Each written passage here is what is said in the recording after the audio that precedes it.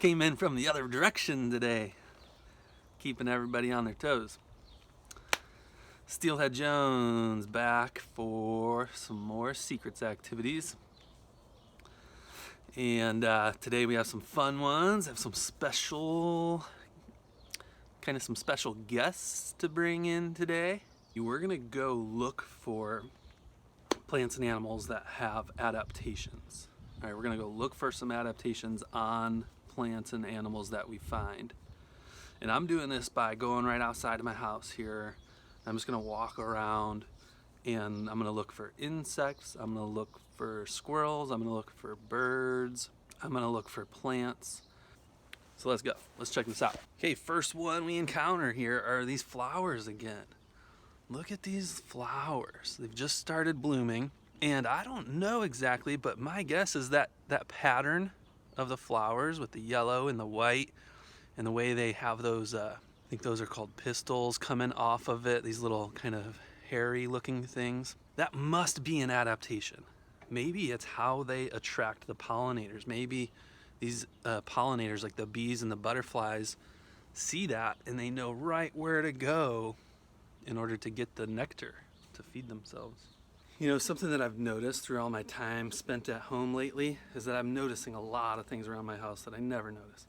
Check out what I just found. Just found a little frog. Okay, what kinds of adaptations do frogs have? They have these really big legs, that's for sure. Also, when I picked it up, it kind of peed on me a little bit. That's an adaptation to protect itself. Frogs can breathe through their skin. So they can drink water through their skin.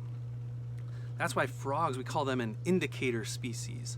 If there are frogs around, the ecosystem might be pretty healthy because frogs are super sensitive to pollution. This, we call this one, see how it has kind of the ninja mask almost, just like the raccoon. It has these sort of black lines. It's getting a little bit, whoop, whoop. Those black lines and the color, it's kind of a brownish, greenish color. That tells me this is a Pacific tree frog. The coloration on its throat tells us the gender. Want to come check out a frog? One of our neighbors just stopped by. He wants to see a little frog. Look at that. Oh my gosh. Bye-bye, froggy. Enjoy your adaptations. Here's another adaptation from an animal. This is goat fur. Okay, goat fur. So this is gonna keep the mountain goats warm in the winter, and then in the summer they can shed their fur, just like a dog or a cat does. They can shed their fur to stay cool in the summer up in the mountains, and then they grow it back to stay nice and warm in the winter. Now I'm gonna show you some animal pelts. Okay, animal pelts are the skin and fur from an animal. And just like with those skulls and the fur and the scat that I showed you, these are real animals. These were real animals that were alive. They had a life, and they died. Somebody found them and saved their pelts so we can use them for education. But we're going to be respectful of these animals because they were once living things. So the first one we have is a raccoon. All right, check out the adaptation of just how the color of the fur, the texture of the fur.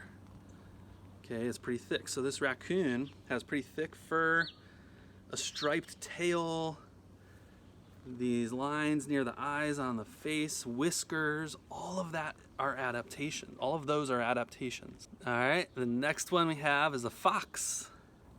And here's our fox. Kind of a flat nose.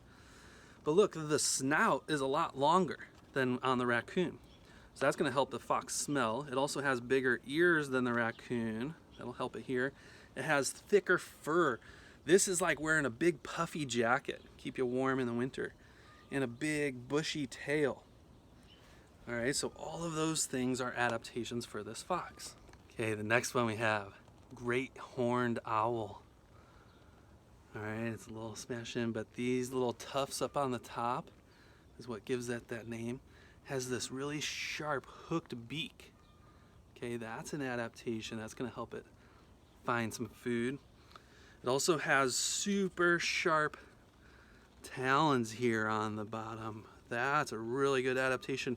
And this one especially, the back one, that's the one that goes in to really make sure that it's getting the prey that it's going after. And you can't really see them, but owls have really big eyes. That helps them see right as it's starting to get dark. They can also turn their head like 260 degrees. So they can't turn their head all the way around, but they can start here and go whoop over to here.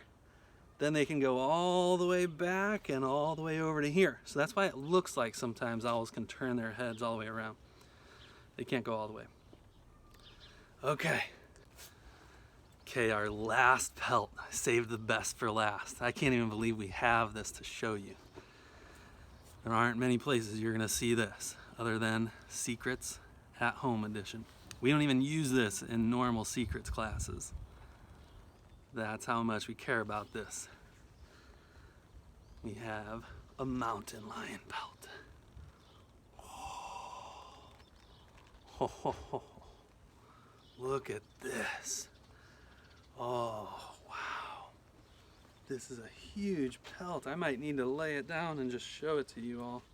Okay, here's our mountain lion pelt. So some of the adaptations, it has these whiskers, it has those super sharp teeth. Oh, how big eyes. How's his eyes still open? Well, this thing was living, it died, and somebody found it.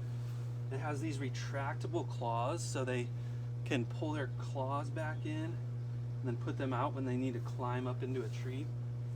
Really long tail for balance. And this fur, the color of the fur is blending it in really nicely. Pretty cool. All right, in the next activity, you're going to either build or find a habitat. Okay, so I have done both. I've built a habitat using things that I found on the ground. You could do this inside too if you wanted to build a little habitat. Now the habitat that you're building, you could build a habitat or find a habitat for yourself. You could build or find a habitat for a tiny little make-believe imaginary organism, like a fairy or something like that.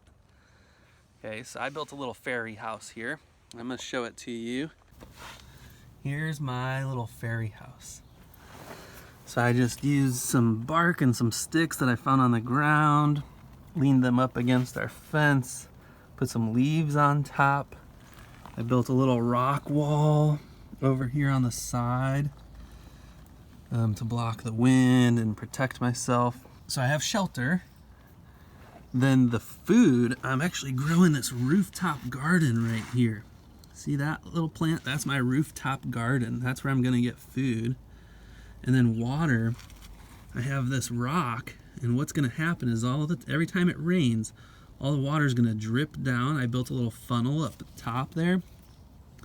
All the water's gonna drip down this fence into this little bowl in the rock. I might need to change the angle a little bit. All right, so I'm gonna collect my water in this rock every time it rains. Kind of like a rain barrel, but I have a rain rock instead. So I'll be able to get my water that way for now. And I might have to adapt as things go on. I might have to change and figure out new ways to survive. But for now, I have my food, water, and shelter. There's that habitat we saw in the last video where some squirrels probably living under this rock. They have a couple of different entry points that they're using. Found a habitat. Not sure what would use this. Maybe a deer or a squirrel or something. But it's actually big enough for me to fit into here. And it's underneath that big oak tree behind the rock where the squirrels were going under. And I found this nice little spot where I can just hang out in here underneath this tree in all these little bushes. There's a perfect little spot for me. Okay, now if you are going outside and you're sitting down in grassy areas, we mentioned this last week, we had some writing, you want to be sure to check for ticks. Okay, ticks they're related to spiders. They're just little black invertebrates, things without backbones, and they'll crawl on you, and they like to go in the hairline right in this area, so you want to check your hair. They like to go into the waist area, so you check your waist. They like to go in on the ankles, like either up your pants or down your socks or something, so you check that area. You just pull them off. Now, sometimes they might embed. They start crawling into you. And if that happens, you want to get a pair of tweezers and pull them out really carefully, being sure to get the head out of there. So if you are going outside, be sure to check for ticks. I pulled one off of my son in this very spot last week. And this is what they look like. Cool little habitat. All right, well, thanks for checking out some adaptations with me. We'll look forward to the next video. And remember, keep calm, get your outdoors on.